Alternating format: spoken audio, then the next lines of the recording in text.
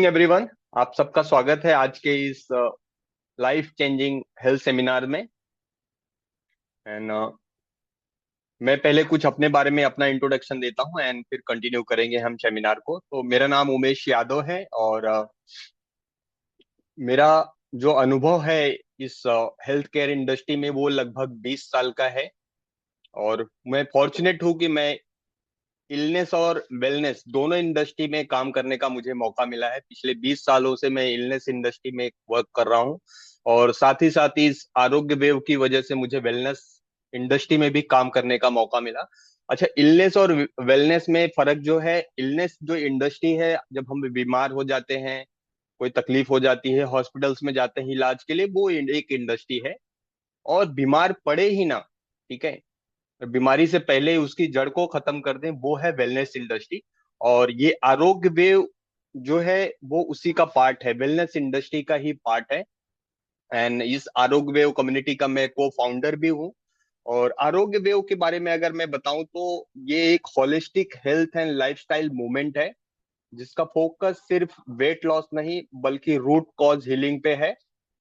हम बॉडी को समझते हैं, गट हो गया, हार्मोन्स, मेटाबॉलिज्म, स्ट्रेस, लाइफस्टाइल को, और साइंटिफिकली गाइडेड नेचुरल प्रोसेस के थ्रू लोगों को सस्टेनेबल हेल्थ की तरफ लेके जाते हैं। और इसी जर्नी को एक स्ट्रक्चर सपोर्टिव इकोसिस्टम देता है द वेलनेस विला, जहां पे programs, experts, community, long term guidance मिलती है।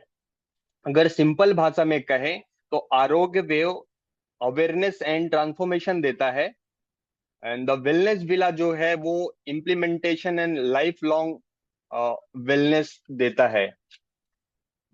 इसी उद्देश्य के साथ आज हम आरोग्य वेव और वेलनेस विला के साथ में यह हेल्थ सेमिनार कंडक्ट कर रहे हैं, जहां पे लोगों को अवेयरनेस के साथ ट्रांसफॉर्म करने के लिए मदद मिले या उनको मोटिवेशन मिले, जहां से वो लाइफ लॉन्ग वेलनेस की तरफ मूव कर सके।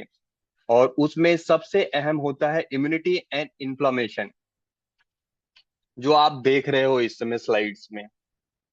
आरोग्य वेव जो है इसका मिशन ही है, अगर हम देखें तो अवेयरनेस, प्रिवेंशन और होलिस्टिक हेल्थ, ये हमारा मोटो है। यानी अगर हम जब बीमार पड़ते हैं उससे पहले ही बीमार न पड़े, उसकी जड़ जो है, बीमारी से पहले बॉडी को स्ट्रांग किया जाए, ये हमारा उद्देश्य होता है।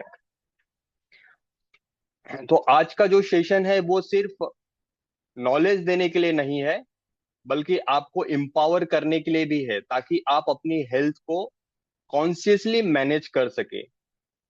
चलते हैं हम नेक्स्ट स्लाइड पे। यस, आप देख रहे होंगे मोटे हेडिंग में लिखा है व्हाई दिस टॉपिक मैटर। इतना इंपॉर्टेंट क्यों है ये टॉपिक?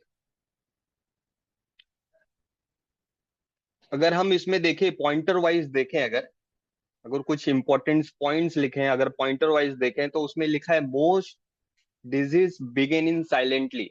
और ये सही बात है, बहुत सारी बीमारियां एक दिन में नहीं आती है, वो धीरे धीरे बिना शोर किए बॉडी के अंदर डेवलप होते रहती है। हमें तब पता चलता है जब प्रॉब्लम बहुत बढ़ चुकी होती है या हाथ से निकल गई होती है। और उसमें सबसे बड़ा एग्जाम्पल्स अगर हमको देखने को मिलता है वो है शुगर। शुगर की बीमारियां सालों साल बॉडी में पनप रही होती है, लेकिन वो तब पता चलती है जब वो कोई मेजर कॉज लेके आ जाती है, मेजर कोई प्रॉब्लम्स क्रिएट कर देती है, तब जाके। और इवन कैंसर, मैंने एक स्टडी पढ़ी थी कैंसर के ऊपर, उसमें एक बोल्ड अक्षर में लिखा हुआ था कैंसर का जो लाइफ स्पैन होता है, हर बॉडी के लिए उसका लाइफ स्पैन अलग अलग होता है। तो जो भी उसका लाइफ स्पैन होता है उसका 80% टाइम वो हमेशा छुपा रहता है, वो दिखता सिर्फ 20% जब बचता है तभी। इसीलिए कभी भी आप देखेंगे ज्यादातर केसेस में स्टेज 3, स्टेज 2 वाली केसेस नजर आती हैं कि यार स्टेज 2 पे चल रही है पेशेंट या स्टेज 3 पे पेशेंट चल रहा है। तो ये एक प्रॉब्लम है कि ये मोस्ट डिजीज जो है वो साइलेंटली बॉडी के अंदर पनपते रहता है। और दूसरा अगर हम पॉइंट देखें तो हम क्या करते हैं, सिम्टम्स को ट्रीट करते हैं, न कि उसके रूट कॉज को। कोई बीमारी डेवलप हो रही है तो कोई ना कोई सिम्टम्स जरूर वो दिखाता है। बट हम क्या कर लेते हैं, दवा खा लेते हैं, और उससे क्या होता है, वो सिम्टम्स छुप जाता है। और उसका सबसे एग्जाम्पल्स अगर दूं अगर मैं, तो पेन है, एसिडिटी है, ब्लड प्रेशर वगैरह का प्रॉब्लम आ गया तो हमने मेडिसिन खाया, वो थोड़ा दब गया।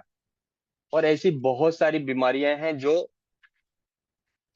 सिम्टम्स दिखाती हैं, और हम क्या करते हैं, उसको मेडिसिन से उस सिम्टम्स को सेपरेस कर देते हैं। तीसरा अगर हम पॉइंट देखें, तो वह है inflammation is the hidden driver of the chronic illness. ये इन्फ्लामेशन जो है वो लगभग सभी बीमारियां जो हैं, जो ऐसी बीमारियां जिनका नाम हमने सुन रखा है आज हर घर में, diabetes, thyroid, joints pain, heart issue, ये कॉमन प्रॉब्लम है किसी भी घर में। इसमें चार जो मैंने नाम गिना है उसमें से एक दो रहते ही रहते हैं। इसके पीछे जो कॉमन फैक्टर होता है वो होता है क्रोनिक इन्फ्लामेशन, जो दिखाई नहीं देता, लेकिन बॉडी के अंदर धीरे ही धीरे वो क्या करता है, डैमेज करता रहता है। थर्ड अगर हम पॉइंट देखें, तो वो है फोर्थ वाला, immunity is your bodies natural healing power. Body का ये नेचुरल एक्टिविटी कह सकते हैं, या उसका एक काम है कि वो नेचुरली हील कर सके हमको। ये इम्यूनिटी का एक काम है। और जो इम्यूनिटी क्या करती है, रिपेयर करेगी, प्रोटेक्ट करेगी, बैलेंस में रखेगी बॉडी बॉडी को। अगर हम बॉडी को सही इन्वायरमेंट दे, राइट फूड और राइट लाइफस्टाइल वगैरह दे, उसका माइंडसेट हम अपना सही रखें, तो बॉडी क्या करती है, कोई भी छोटा मोटा प्रॉब्लम आया तो अपने आप उसको टैकल कर सकती है, उसको हैंडल कर सकती है। बस सिर्फ उसके जो रास्ते में जो ऑब्स्टिकल है उसको हमको क्या करना होता है, जो ब्लॉकेज है वो रिमूव करना पड़ता है। नेक्स्ट नेक्स्ट स्लाइड पे चलते हैं हम लोग।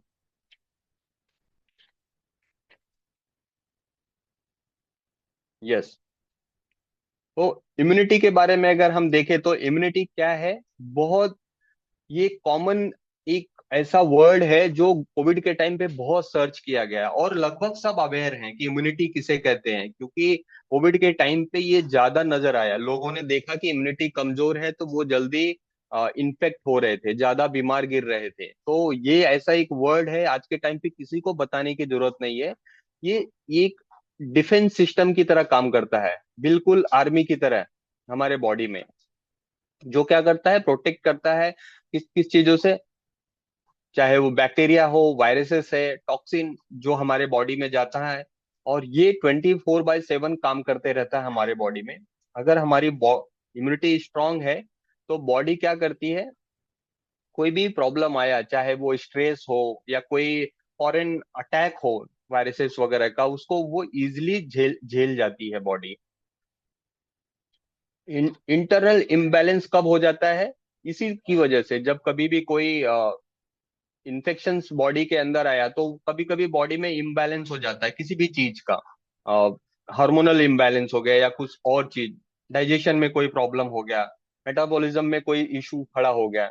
बट इम्यूनिटी अच्छा है तो क्या करता है, बॉडी इसको धीरे धीरे बैलेंस करने की कोशिश करता है, धीरे धीरे उसको हील करने की कोशिश करता है। और स्ट्रांग इम्यूनिटी है तो हम बीमार कम गिरेंगे। और नेक्स्ट स्लाइड पे हम देखेंगे कि इम्यूनिटी के जो टाइप्स होते हैं। बेसिकली इम्यूनिटी दो पार्ट में डिवाइड है, दो पार्ट में आता है। और ये होता है इनेट इम्यूनिटी, और दूसरा होता है एडेप्टिव। इनेट जो होता है वो बॉर्न होता है, जब हम पैदा होते हैं तभी से ये हमारे साथ ही जन्म लेता है ये। और इसको हम फर्स्ट लाइन ऑफ डिफेंस भी कह सकते हैं। ठीक है। और इसमें स्किन, गट, लंग्स, लाइवा, ये सारे जो है वो है नेचुरल बैरियर की तरह काम करते हैं। ये डिफेंस सिस्टम का ही पार्ट समझ लीजिए।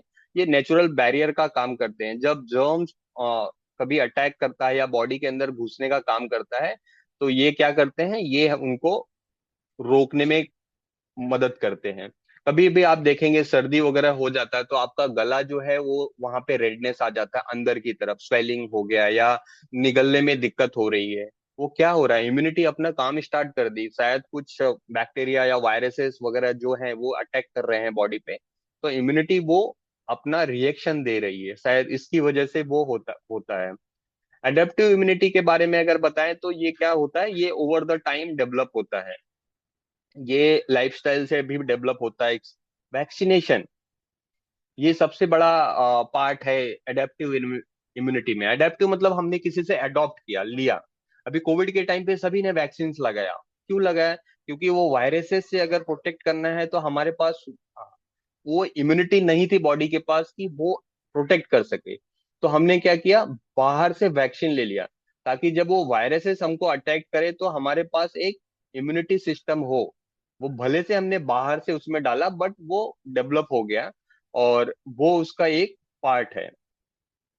और गट अगर कमजोर है, गट अगर कमजोर है तो इम्यूनिटी हमेशा वीक होगी, क्योंकि इसका बड़ा बड़ा सीधा लिंक है। और हम आने वाले स्लाइड्स में इसको समझेंगे, कि आने वाले कुछ स्लाइडों में जरूर हम समझेंगे कि दोनों का क्या लिंक है।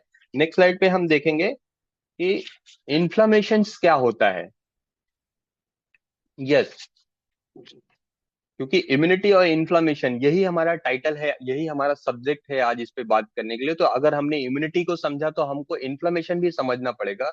और इन्फ्लामेशन भी सेम जैसे इम्यूनिटी एक डिफेंस सिस्टम है, तो इन्फ्लामेशन भी रिपेयर मोड पे जाता है। जब कभी भी बॉडी को कुछ डैमेज हो जाए तो ये क्या होती है, ये रिपेयर मोड ऑन कर देता है बॉडी, और उसकी वजह से इन्फ्लामेशन वगैरह होता है बॉडी के अंदर।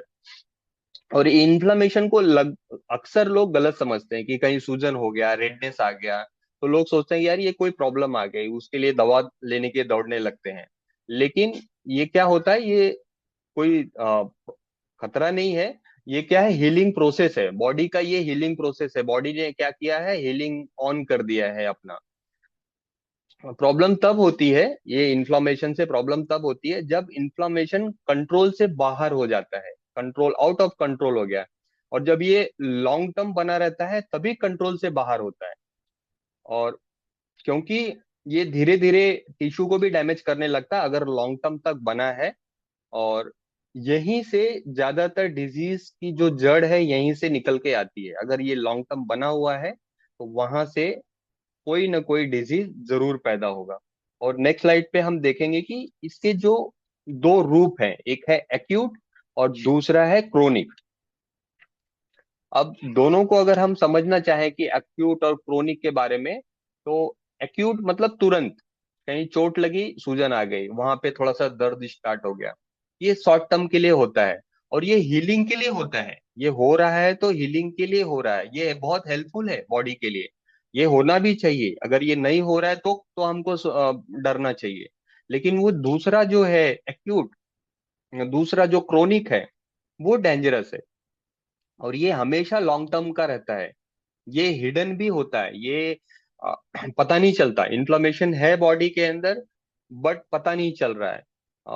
कभी कभी वो कोई कोई सिम्टम्स दिखाएगा, जैसे कभी हमने ब्लड टेस्ट किया तो कभी उसमें डब्ल्यूबीसी हाई आ गया, तो हमने क्या किया, एंटीबायोटिक्स वगैरह ले लिया तो वो वापस से नीचे आ गया। तो ये छुप के काम करता है और ये बहुत हार्मफुल होता है। क्रोनिक इन्फ्लेमेशन जो होता है ना, यही मोस्ट ऑफ जो डिजीज होती है उसका ये एक कारण बनता है आगे चल के। हाँ, एक दिन में नहीं बनेगा, लेकिन सालों साल जब ये बना रहेगा तो ये डेफिनेटली कोई ना कोई प्रॉब्लम्स खड़ा करेगा करेगा करेगा। और उसके बहुत सारे एग्जाम्पल्स हैं। जॉइंट्स पेन बोल सकते हैं हम इसको, हार्ट के जो सारे इशू हैं, शुगर्स जो है, ये सारे उसके एग्जाम्पल्स हैं कि लॉन्ग टर्म जब ये डैमेज हो रहा है इंटरनल, और आगे चल के वो कोई बीमारी का नाम ले लेगा। नेक्स्ट स्लाइड पे हम देखेंगे कि कैसे लिंक होता है ये डिजीज के साथ में। जैसे मैंने सब डिजीज के जो नाम लिए अभी, कि अगर लॉन्ग टर्म इन्फ्लेमेशन है तो कोई ना कोई डिजीज बनाएगा वो। तो उसमें से डायबिटीज सबसे कॉमन है, हर किसी को पता है। ऐसा शायद ही कोई घर होगा जहां पे किसी के पास डायबिटिक पेशेंट नहीं होंगे आज के सिनारियो में। अगर हम देखें, अगर कोई घर बचा है तो वो ब्लेस्ड है।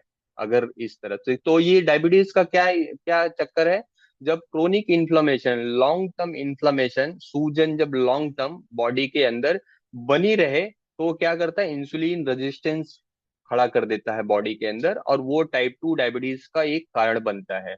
उसी तरह अगर हम हार्ट डिजीज को देखें, तो हार्ट डिजीज में क्या है, ये जो इन्फ्लेमेशन है ब्लड वेसल को डैमेज करने लगता है, धीरे धीरे धीरे धीरे, सालों साल। हमें पता भी नहीं चलता, हमें तब पता चलता है जब ब्लॉकेज निकल के आ जाता है, या अटैक आ गया, स्ट्रोक आ गया, तब हमको पता चलता है हार्ट का प्रॉब्लम हो गया। और अक्सर लोग बोलते हैं अभी कल तो ठीक थे। नहीं, कल ठीक नहीं थे। कल आपको पता नहीं था कि इनके अंदर ये डेवलप हो रहा है। तो ये एक मेजर इशू है। हार्ट अटैक आज के टाइम पे यंग एज में ज्यादा नजर आ रहे हैं, 35, 40, 42 ऐसे वाले ज्यादा नजर आ रहे हैं। तो वो हिडन इन्फ्लामेशन जो है बॉडी में, ये इसका एक मेजर कारण है। थायराइड आप इसमें देख सकते हैं। थायराइड का भी वही है कि अगर उसका जो ग्लैंड है उसमें अगर लगातार सूजन बनी हुई है, इन्फ्लामेशन बनी हुई है, तो या तो हाइपर हाइपो किसी ना किसी कंडीशंस को वो कॉज करेगा ही करेगा, अकॉर्डिंग टू बॉडी का जैसा उनका नेचर है। ओबिसिटी, ओबिसिटी पे तो कुछ बोलना ही वो है। क्योंकि क्या है ना, इसको हम एक बीमारी समझते ही नहीं है। इसको समझते हैं कि ये नेचुरल है, ये कॉमन है, मतलब ओबेज हो गए हैं। बट अगर आप देखेंगे तो ये लो ग्रेड क्रोनिक इन्फ्लामेशन से बहुत ही क्लोजली लिंक होता है। तो अगर इन्फ्लामेशन लंबे टाइम तक है तो वो ओबेज भी बनाएगा।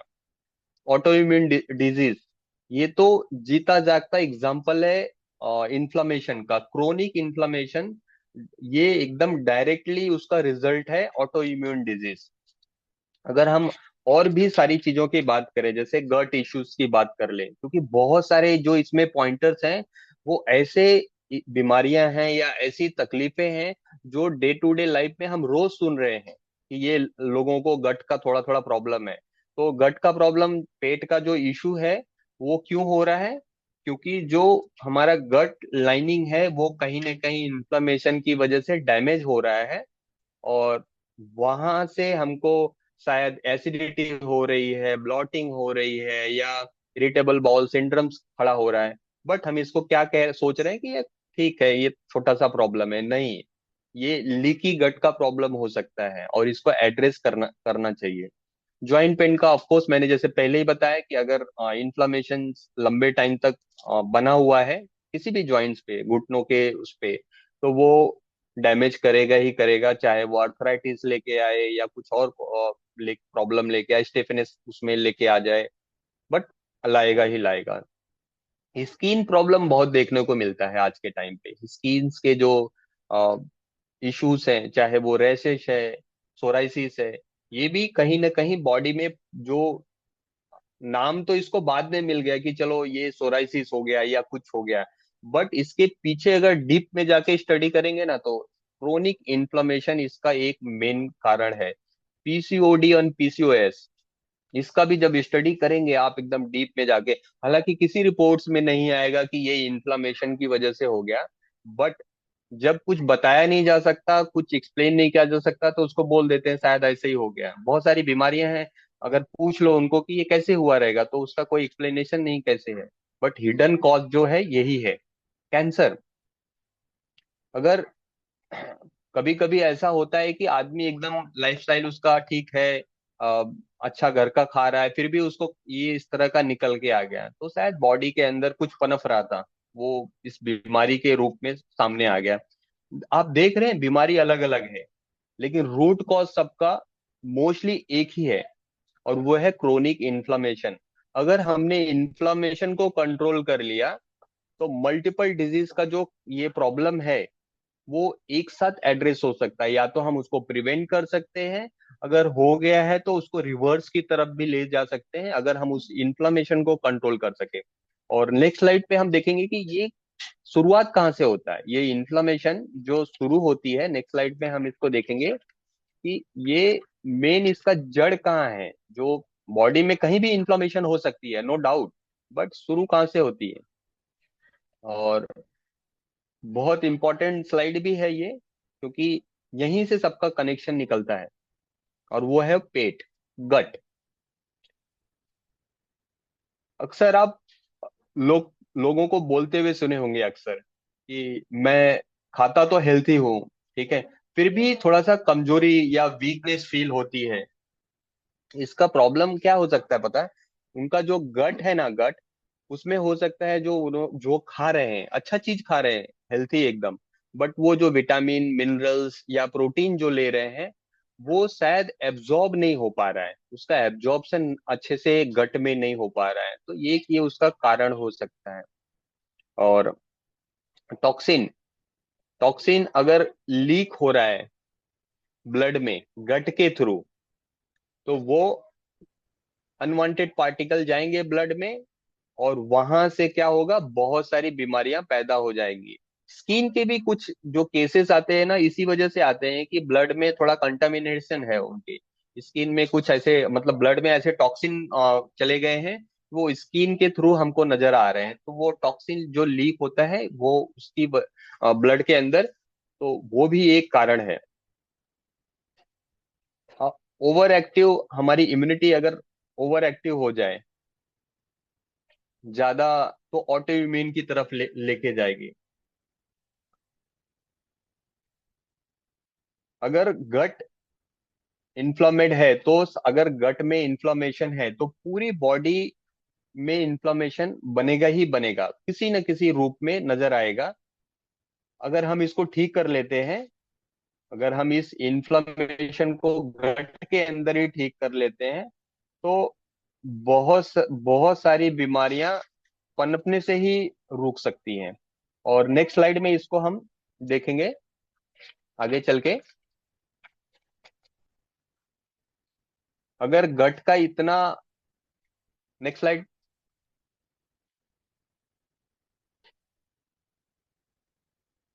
यस, तो गट का अगर इतना कनेक्शन है इन्फ्लामेशन से, तो ऑफ कोर्स इम्यूनिटी के साथ भी इसका गहरा रिश्ता होगा, क्योंकि शुरुआत वहीं वहीं से हो रही है बहुत सारी बीमारियों की। तो आप यहाँ पे देख पा रहे होंगे कि जो 70% इम्यूनिटी है ना, जो वो गट के अंदर से शुरू होती है। अगर हमारा गट हेल्थी है तो हम, हमारी इम्यूनिटी ऑफ कोर्स बहुत अच्छी रहेगी। और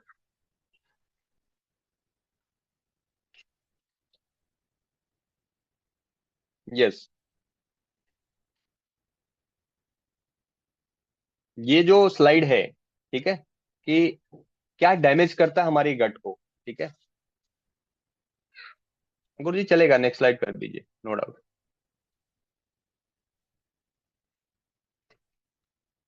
ठीक है। अगर हम इम्यूनिटी की बात करें, तो इम्यूनिटी सबसे ज्यादा, जो बॉडी की इम्यूनिटी है वो 70% हमारे गट में होती है। और अगर हमारा गट हेल्थी है तो हमारी इम्यूनिटी ऑफकोर्स स्ट्रांग रहेगी। पहले वाला स्लाइड कर दीजिए, इससे पहले वाला।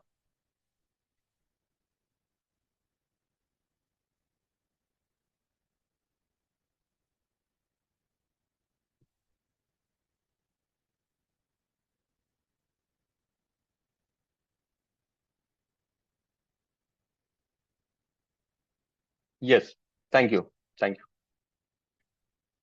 अगर सिंपल लैंग्वेज में कहें तो, अगर डाइजेशन ठीक हो और न्यूट्रिशन एब्जॉर्प्शन सही हो, तो इम्यून सेल प्रॉपर काम करने लगते हैं और बॉडी बैलेंस में रहती है। तो अगर गट अनहेल्थी हो, क्रॉनिक इन्फ्लेमेशन अगर वहां से क्रिएट हो रहा है, ब्लड में टॉक्सिन्स जा रहे हैं, ओवर एक्टिव इम्यूनिटी हो गई है, इन्फ्लेमेशन पूरे बॉडी में कहीं ना कोई रूप में फैल रहा है, तो वहां से जो बीमारियां हैं, अनहेल्थ क्रोनिक इन्फ्लेमेशन की वजह से अनहेल्थी गट जो क्रिएट होगा, वहां से डिफरेंट डिफरेंट तरह की बीमारियां बनेंगी।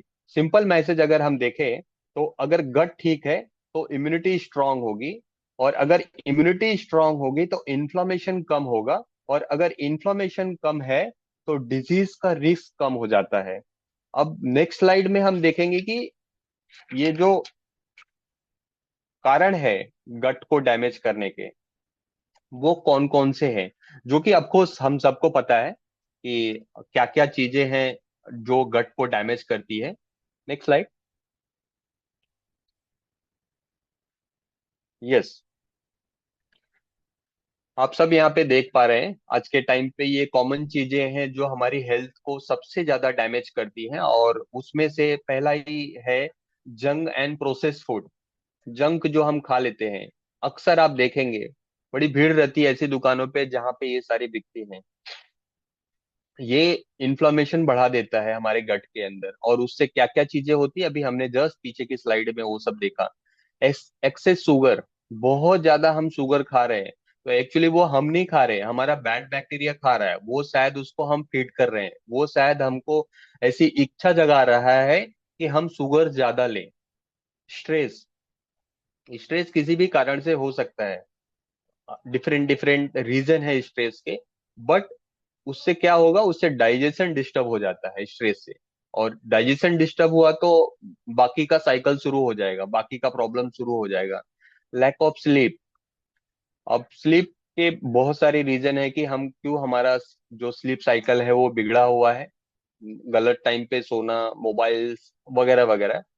बट ये भी हमारा जो गट की जो हीलिंग है उसको स्लो डाउन कर देता है अगर हम स्लीप प्रॉपर नहीं ले रहे हैं, क्योंकि जब हम सोते हैं तो हमारा बॉडी का रिपेयर सिस्टम ऑन होता है, बट जब हम नहीं सोते हैं तो क्या हो जाएगा, हमारा जो हीलिंग है वो स्लो हो जाएगा।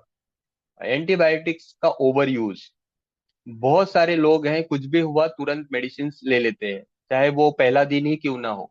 मोस्टली पहला दूसरा दिन इसको अवॉइड करना चाहिए इस चीज को। वो ये क्या कर देता है, ये हो सकता है वो प्रॉब्लम को ठीक कर ले, जो प्रॉब्लम के लिए हमने खाया हो सकता है वो प्रॉब्लम को ठीक कर ले, बट इसका दूसरा प्रॉब्लम, दूसरा जो साइड इफेक्ट है, वो हमारे गुड बैक्टीरिया को भी डैमेज कर देता है, उसको खत्म कर देता है। तो जब अगर गुड बैक्टीरिया का बैलेंस बिगड़ जाएगा तो ऑफ कोर्स गट के प्रॉब्लम शुरू हो जाएंगे। तो इसका ओवर यूज, इवन इसका जितना लेस यूज करे उतना बेटर है, क्योंकि रेजिस्टेंस भी बना देता है बॉडी के अंदर।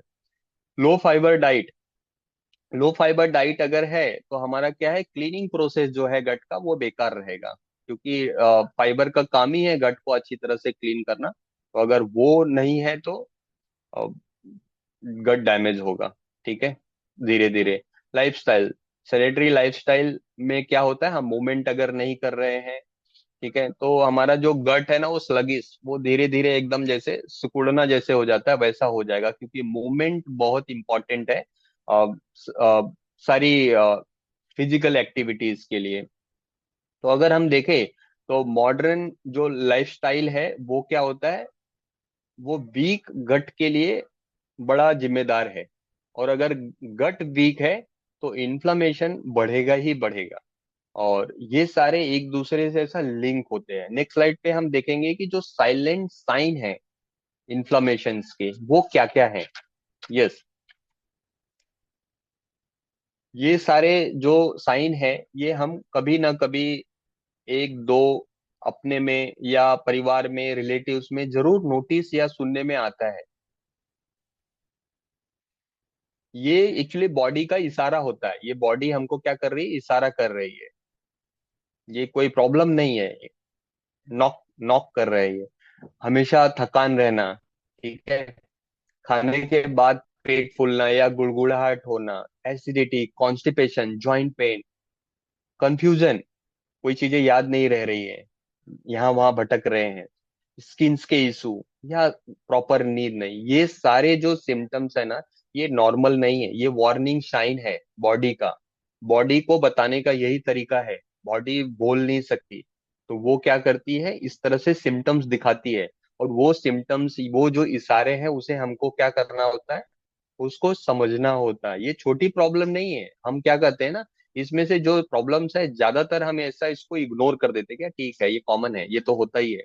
मेट्रो सिटीज में ये होता है, ये बड़ा बड़ा ये एक फैसिनेटिंग वर्ड है।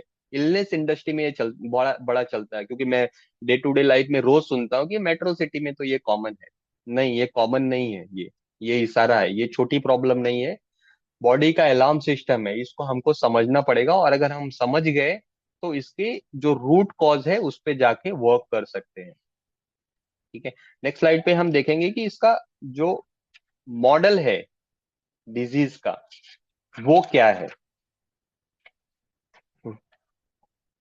रूट ऑफ डिजीज मॉडल, इसमें क्या होता है, जब हमारी लाइफस्टाइल को हम सही ढंग से नहीं रखते, जैसे मैंने अभी पीछे के कई स्लाइड्स पे बात की उससे रिलेटेड, कि हम प्रॉपर खा नहीं रहे हैं, प्रॉपर सो नहीं रहे हैं, जंक फूड ज्यादा ले रहे हैं, स्ट्रेस हमारे पास भर भर के है, वर्कलोड का या अदर फैमिली का कुछ किसी चीज का, स्लीप पैटर्न बिगड़ा हुआ है, मूवमेंट भी नहीं है, चलना फिरना हार्डली पूरे दिन में 1-2 किलोमीटर हो जाए तो बड़ी बात है, ऐसा है। तो ये प्रॉब्लम क्या करेगी, गट डैमेज करेगी, किसी न किसी तरह से लिंक बनेगा उसका, और वो क्या करेगी, गट को डैमेज करेगी। और जब गट डैमेज होगा तो वहां से क्या होगा, क्रोनिक इन्फ्लामेशन शुरू हो जाएगा, क्योंकि धीरे धीरे पनपना वहीं से शुरू होगा, जो बॉडी में छुप के रहेगा, आपको तुरंत नहीं पता चलेगा कि हाँ आपको क्रोनिक इन्फ्लामेशन स्टार्ट हो गया है, नहीं, वो छुपा रहेगा, अपना काम करता रहेगा, बट बढ़ता रहेगा। और उसकी वजह से हमारी इम्यूनिटी वीक होती रहती है, हम जल्दी बीमार हो गए, सर्दी हो गया, थकान जल्दी लग रही है, या वगैरह वगैरह। कहीं थोड़ा सा चल लिए तो ऐसा लगता है कि यार थोड़ा सा बैठ लें या थोड़ा रेस्ट कर लें, ऐसे बहुत सारी तकलीफें ऐसा धीरे धीरे नजर आएंगी। इम्यूनिटी भी जैसे बता रहा हूँ लो होती जाएगी, क्योंकि डिफेंस सिस्टम जो है वो कमजोर पड़ रहा है ना, इन्फ्लामेशन की वजह से, क्रोनिक इन्फ्लामेशन की वजह से डिफेंस सिस्टम अब कमजोर पड़ रहा है। और लास्ट जो है वो है डिजीज, और उस डिजीज का क्या नाम बनेगा वो भविष्य बताएगा, क्योंकि कहाँ पे ज्यादा इन्फ्लामेशन है, कहाँ पे ज्यादा अटैक है, उसी के हिसाब से उसका नाम दिया जाएगा। ब्लड में शुगर बढ़ रहा है तो हम उसको बोलेंगे ब्लड शुगर हो गया, क्योंकि कारण तो पीछे था, लेकिन बाद में उसने वही हार्ट का कुछ प्रॉब्लम किया तो हार्ट डिजीज हो गई, इसी तरह नाम कुछ भी हम दे ले, लेकिन उसके पीछे का जो प्रॉब्लम रहेगा वो रहेगा, ये पैटर्न में ही से ही निकल के आएगा। नेक्स्ट स्लाइड में हम देखेंगे कि हम कैसे रिड्यूस कर सकते हैं। अभी तक तो प्रॉब्लम्स देखा हमने कि ये सारी प्रॉब्लम है, बट हम इसको एड्रेस कैसे कर सकते हैं, हैंडल कैसे कर सकते हैं ये इन्फ्लामेशन को, क्योंकि अगर सबके पीछे यही कारण है तो कुछ हमारे पास तरीका हो कि हम उसको हैंडल कर सके। तो हमारे पास इसको हैंडल करने के लिए कोई एक तरीका नहीं है कि हाँ चलो कोई एक नुस्खा दे दिया उससे हैंडल हो जाएगा, ये मिला जुला वो रहेगा। इसके 3 पिलर्स हैं, अगर हम इसको सही ढंग से एड्रेस करना चाहते हैं तो इस तीनों पिलर पे हमको सेम टाइम पे काम करना पड़ेगा। पहले तो जो हमारा फूड है वो सही ढंग का हो, राइट फूड हो, राइट टाइम पे ले उसको। खाना कभी कभी हम अच्छा ही खाते हैं, बट टाइमिंग गलत होती है तो भी वो हमारे बॉडी को नुकसान ही पहुंचा रहा है, कोई ज्यादा फायदा नहीं दे रहा है। और खाने में क्या होता है, बहुत बार खाना पूरा नहीं पड़ता है, क्योंकि उसमें बहुत सारे मिनरल्स या जो न्यूट्रिएंट है वो मिसिंग है, तो हमको क्या करना पड़ेगा, कुछ सही सप्लीमेंट्स का भी सपोर्ट लेना पड़ेगा जो नेचुरल हो और ऑथेंटिक हो। और दूसरा ये भी हमको ख्याल रखना पड़ेगा कि एक मील से दूसरे मील में हम कितना कितना समय देते हैं। बहुत बार मैंने देखा है, देखता हूँ या नोटिस करता हूँ मैं बहुत बार, कि हर एक घंटे पे कुछ कुछ ना खा रहे हैं थोड़ा बहुत। अब ऐसा लगता है कि क्वांटिटी में कम है तो कोई बात नहीं, चल जाएगा ना, एक ही तो है, बट ऐसा नहीं है। आप कुछ भी खा रहे हो तो बॉडी को तो सिग्नल जा रहा है ना कि शरीर के अंदर कुछ आया, तो अब उस जब वो आया है उसको कहीं ना कहीं किसी न किसी चीज में तो कन्वर्ट करना पड़ेगा। उसको एनर्जी में अगर कन्वर्ट करना है तो बॉडी को उस पर मेहनत करना पड़ेगा। तो हमारा जो खाने का ड्यूरेशन है उसको भी नोटिस करना पड़ेगा कि भाई हम कितना गैप दे रहे हैं। 4-5 घंटे का, 6 घंटे का गैप दें अगर, तो बहुत अच्छा होता है कि एक बार खाएं तो कम से कम 6 घंटे तक तो कुछ ना ले, पानी वगैरह ले ले चल जाएगा। तो इस पे हमको बहुत ध्यान देना पड़ेगा कि राइट फूड हो विथ न्यूट्रिशन। अगर खाने में नहीं है तो उसको न्यूट्रिशन ऐड करो सप्लीमेंट के थ्रू। दूसरा है मूवमेंट। मूवमेंट को हम मेडिसिन भी कहते हैं आज के समय में। अगर सही मूवमेंट है तो ये मेडिसिन की तरह काम करेगा। रेगुलर मूवमेंट से क्या होता है, ब्लड सर्कुलेशन वगैरह इंप्रूव होता है, सही ढंग से स्ट्रेस लेवल वगैरह कम होगा, गट का जो फंक्शनिंग है वो बहुत अच्छा हो जाएगा, बहुत इसमें सपोर्ट होगा। मूवमेंट मूवमेंट जो है गट फंक्शनिंग में सपोर्ट करता है। तो अगर हम ये मूवमेंट पे भी ध्यान रखेंगे तो ये प्रॉब्लम्स पे एड्रेस करेगा। और लास्ट है माइंड। माइंड बोल सकते हैं या पॉजिटिव माइंडसेट बोल सकते हैं, क्योंकि इससे क्या होता है, अगर हमारा माइंड डिस्टर्ब है, स्ट्रेस लेवल हाई है, ठीक है, तो वहां से स्लीप पैटर्न बिगड़ेगा और उसके बाद फिर वो चक्कर चालू हो जाएगा। तो अगर हमारा पॉजिटिव माइंड है, हम थोड़ा मेडिटेट कर रहे हैं, थोड़ा सा ध्यान दे रहे हैं, तो काम माइंड, अच्छा स्लीप मिलेगा, गुड स्लीप, और हीलिंग प्रोसेस को स्पीड अप मिल जाएगा, वो हीलिंग प्रोसेस अच्छी तरह से हो जाएगा। और अगर इसको फॉर्मूले में कन्वर्ट करना रहे तो राइट फूड प्लस राइट या regular movement plus positive mindset equal equal to उसको कर सकते हैं रिड्यूस इन्फ्लामेशन। अगर इन्फ्लामेशन रिड्यूस करना है तो हमको ये तीनों का कॉम्बिनेशन चाहिए। और नेक्स्ट स्लाइड पे हम देखेंगे कि ये जो दवाइयां हैं, जो पिल्स है, जो हम किसी भी बीमारियों के लिए लेते हैं, वो अकेले क्यों पूरा नहीं पड़ती, पूरा अकेले क्यों वर्क नहीं, डजंट वर्क अलोन। क्यों? क्योंकि मैंने पहले ही बताया, मेडिसिन क्या करती है, सिम्टम्स को सप्रेस कर देती है। तो जब सिम्टम छुप गया, हमको लगा कि यार ठीक हो गया है, बट कहीं ना कहीं साइलेंटली वो काम हो रहा है बॉडी के अंदर, आ, वो वर्क कर रही है वो बीमारी। तो इसलिए, और इसका बड़ा अच्छा एग्जांपल्स है, आप देखेंगे, मैंने पहले भी एग्जांपल्स दिया था, शुगर की दवाइयाँ। शुगर की दवाइयाँ हम खा लेते हैं तो हमको लगता है यार शुगर ठीक हो जाएगा करके। नहीं, वो आपके ब्लड में जो शुगर लेवल है उसको थोड़ा सा मेंटेन करने की कोशिश करता है कि कैसे वो नॉर्मल रेंज में आ जाए, रिपोर्ट में अच्छा आ जाए। रिपोर्ट में आ गया तो आदमी थोड़ा सेटिस्फाई हो जाता है कि हाँ रिपोर्ट नॉर्मल आ गया, ये दवा लेने के बाद थोड़ा सा कंट्रोल हो गया। बट साइलेंटली वो वहां बना रहता है क्योंकि आपने क्या किया, उसके सिम्टम्स को दबा दिया है। ऐसे बहुत सारे एग्जाम्पल्स हैं जो सिम्टम छुप जाते हैं, मतलब छुप गए मेडिसिन से, बट कहीं ना कहीं वो अंदर काम कर रहा है। इसलिए मेडिसिन एलोन वर्क नहीं कर सकता, उसको हमको सपोर्ट करना है। तो हमने पिछले स्लाइड में जो बातें की, उसको मेडिसिन के साथ कंबाइन करना पड़ेगा। हमारा जो फूड है, मूवमेंट है, और जो माइंडसेट है, वो सबको एड ऑन करना पड़ेगा, तब जाके हम रूट कॉज को एड्रेस कर सकते हैं। अदरवाइज क्या होगा कि रूट कॉज एड्रेस नहीं हो रहा है, बुखार आया, हमने दवाई खा ली, और बाय द वे बुखार को लोग बहुत ऐसा सोचते हैं बुरा है, लेकिन बुखार है, अच्छा है। क्योंकि बुखार आया है तो बॉडी ने अपना अलार्म, मतलब वो सिस्टम, डिफेंस सिस्टम ऑन कर दिया है, कुछ तो अटैक हो गया बॉडी के अंदर, और उसने क्या किया है, उस पे वर्क करने के लिए ये टेम्परेचर बढ़ाना शुरू कर दिया बॉडी का, ताकि वो जो चीज आया है वो किल हो सके। बट हमने क्या किया, मेडिसिन ले ली, वो बॉडी ठंडा हो गई, और जो चीज आया था वो उसको मजा हो गया कि नहीं ठीक है, अब तो मजा है, अब हम इसमें डैमेज कर सकते हैं जितना करना है। तो मेडिसिन क्या करती है, गट हील को एड्रेस प्रॉपर नहीं कर पाती है, उल्टा उल्टा क्या करती है, और डैमेज करने का कॉज कर देती है। जो इन्फ्लामेशन है उसको भी फिक्स नहीं कर सकती। लाइफस्टाइल को कैसे चेंज करेगी जब तक हम नहीं इसमें वो चीजें करते जो हमने अभी पिछले तीन चीजों की बात की।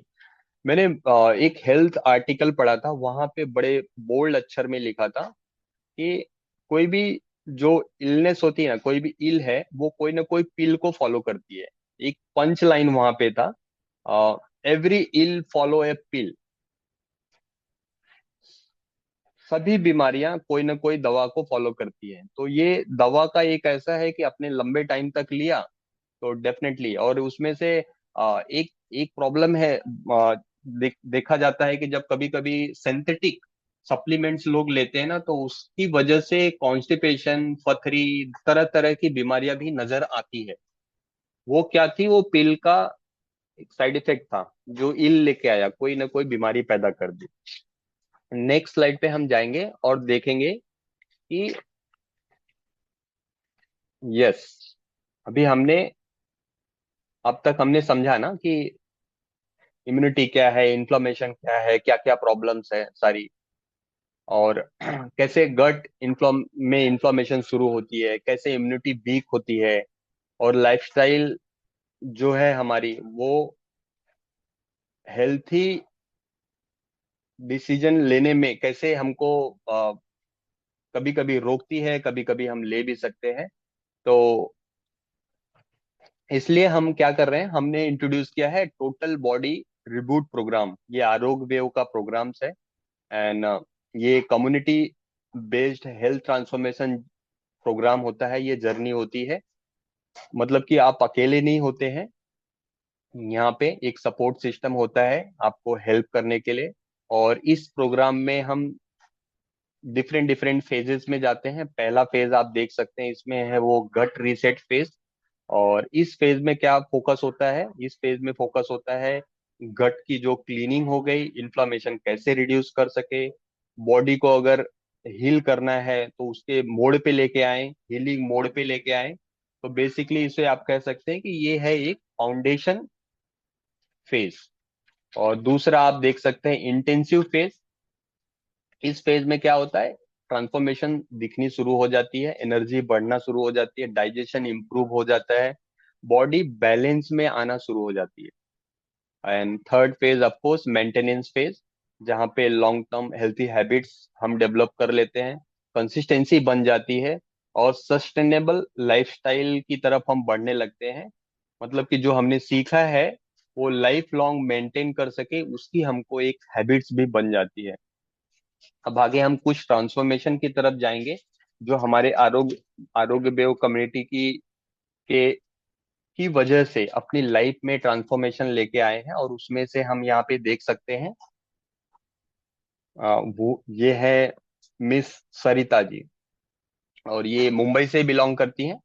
और 4 मंथ का इनका जो जर्नी रहा इस हेल्थ ट्रांसफॉर्मेशन में, उसमें इन्होंने मेडिकल जो इनकी रिपोर्ट्स हैं यहाँ पे आप देख सकते हैं कि उसमें रिमार्केबल बहुत सारे चेंजेस आए हैं। डाटा आपके सामने रखा हुआ है। बट मैं इनके वर्ड्स है जो वो पढ़ के सुनाना चाहूंगा, जो उन्होंने हमारी कम्युनिटी को दिया था मैसेज में कि उनको इस हेल्थ जर्नी से क्या क्या मिला, उनको क्या ट्रांसफॉर्मेशन कर पाए। उनके एग्जैक्ट वर्ड है, मैं वो रीड कर रहा हूँ कोट अनकोट। मुझे अब पहले जैसे थकान नहीं होती, सब्जियां खाने की आदत ने मेरा कोलेस्ट्रॉल इतना कम कर दिया, बिना किसी एक्स्ट्रा मेडिसिन के, किसी भी बिना एक्स्ट्रा मेडिसिन के। वो ऑफ कोर्स इनकी जो मेडिसिन चालू थी वो रहेंगी, बट बिना किसी एक्स्ट्रा मेडिसिन की खाने में थोड़े से चेंजेस करके उनके कोलेस्ट्रॉल लेवल को बहुत अच्छी तरह से यहाँ पे आप देख सकते हैं 147 से 132 के लेवल पे लाया गया। और अ, जिस बाकी पैरामीटर्स भी आप देखेंगे काफी चेंजेस है। नेक्स्ट जो हम एक टेस्टिमनी बता सकते हैं वो है मिस परनीत। और ये लुधियाना पंजाब से हैं। और 2 महीने में इनका जो यहाँ पे देख सकते हैं 8 किलो उन्होंने लूज किया वेट। और माइग्रेन, शुगर क्रेविंग और लोअर बेली फैट का इश्यूज था इनको। और ये सारे जो प्रॉब्लम थे उन्होंने 1 महीने के अंदर जो है ये धीरे धीरे उसमें चेंजेस, या हम कह सकते हैं कि उसको इसी को रिजॉल्व करने में हेल्प कर पाए हम उनको। उनका कॉन्फिडेंस गेन हो पाया और वो अपने आप से फिर से वो उस तरह से प्यार कर सके जिस तरह से वो चाहती थी। शायद वो रिपोर्ट्स अच्छे थे, बट हैवीनेस या बाकी चीजों की वजह से वो कॉन्फिडेंस नहीं था, तो वो ये इनको यहाँ से मिला। और कुछ वेट लॉस हमारे पास टेस्टिमनी भी है सक्सेसफुल। नेक्स्ट स्लाइड पे हम देखेंगे। यस, यहाँ पे है पूनम जी। और उनका आप देख सकते हैं 95 से 65 kg पे वो आ गए। 6 महीने का इनका ये ट्रांसफॉर्मेशन जर्नी रहा। ठीक है। एंड सेकंड है अमन जी, ये यूएस से बिलोंग करती हैं और इन्होंने 128 kg से 98 kg, आप देखेंगे कितना चेंजेस है, 128 kg से 98 kg, और वो भी 180 डेज में। ऑफ कोर्स इनके और भी क्लिनिकल इश्यूज थे जो जो ट्रांसफॉर्मेशन की वजह से वो सारे भी एड्रेस हुए। उन्हें एंजाइटी मेडिसिन वगैरह, प्री डायबिटिक भी थी। और ये सारे जो इश्यूज थे इस जर्नी में वो भी हैंडल हो गए, एड्रेस हो गए। एंड नेक्स्ट स्लाइड पे हम देखेंगे कि अगर हम ये टोटल बॉडी रिबूट प्रोग्राम पे जाते हैं तो हमको आपको मिलता क्या है, वहां से क्या बेनिफिट्स है आपको। तो अफकोर्स जो बेनिफिट्स है आप यहाँ पे देख सकते हैं, रीड भी कर सकते हैं, लेकिन कुछ चीजें मैं बताऊंगा कि यहाँ पे हम एवरीडे एक्सरसाइज वीडियोस आपको भेजते हैं। ताकि आप क्या कर कर सकें उसको इस्तेमाल करके, जो कि बहुत सिंपल होता है, प्रैक्टिकली होता है और इफेक्टिव होता है, ताकि आप उसको डे टू डे लाइफ में उसको यूज कर सकें और यूज करके ट्रांसफॉर्मेशन में हेल्प कर सकें। हमारा जो अप्रोच है ऑफकोर्स वो होलिस्टिक एंड नेचुरल अप्रोच ही होता है। एवरीडे मेडिटेशन वीडियोस भी हम प्रोवाइड करते हैं जो स्ट्रेस लेवल को कंट्रोल कर सके। ठीक है। मील प्लेट आप जो शेयर करते हैं इस प्रोग्राम के दौरान, जो आप मील प्लेट प्लेट हमसे शेयर करते हैं, उसमें क्या करेक्शन किया जाए, क्या ऐड ऑन किया जाए, क्या रिमूव किया जाए, वो हम पर्सनलाइज पर्सन टू पर्सन वो लोगों को गाइड करते हैं।